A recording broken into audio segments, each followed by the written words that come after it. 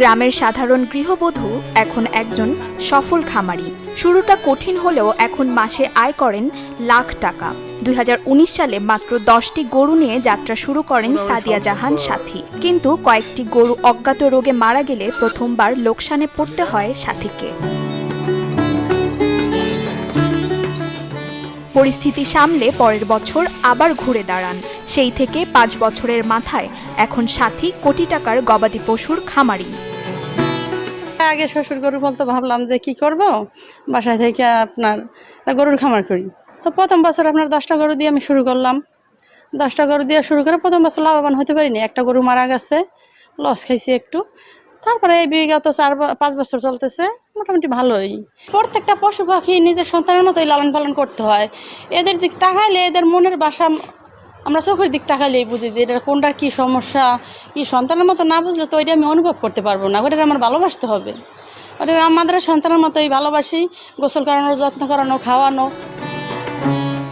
আমিরা dairy farm নামে সাথীর এই খামারে রয়েছে অর্ধশত গরু। এবার ঈদে 35টি গরু বিক্রির জন্য প্রস্তুত করেছেন সাথী। কোরবানির জন্য এবার আমার প্রত্যেকটা গরুই খুব ভালোভাবে আমি করছি। আপনার 3 লক্ষ থেকে 1,70,000 পর্যন্ত গরু আমার খামারে আছে। 35টা গরু এবছর আছে। আমি 5টা গরু বিক্রি হয়ে গেছে। আর আপনার এখন যেগুলো আছে কাস্টমার আসতেছে। এ খামারে আরও রয়েছে 10 থেকে 15টি দুগ্ধজাত গরু।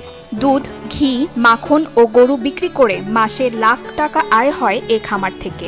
প্রতিটি গরুকে নিজের সন্তানের মতো লালন পালন করেন সাথী। সাথী সহ স্থানীয় বেশিরভাগই মনে করেন নারীদের এমন কাজে আরও অগ্রসর হওয়া দরকার। খামারটা এখানেই করছি, আমার মনে হয় যে প্রত্যেকটা নারীর পুরুষের দিক তাকাইয়া থাকার চেয়ে নিজের পায়ে দাঁড়ানোই উত্তম।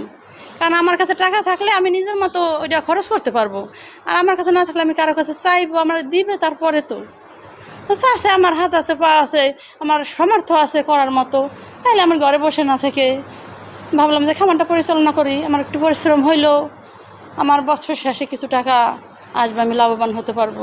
সীমিত ব্যবসার মাধ্যমে ছাড়িয়ে দেয় গরু। হ্যাঁ, মহিলারা করে। কোনোজনে অনেক শ্রম দেয়, লোকজন আছে, লোকজন নিয়ে কাজকর্ম করে মানে এখন খুবই লাভবান আছে।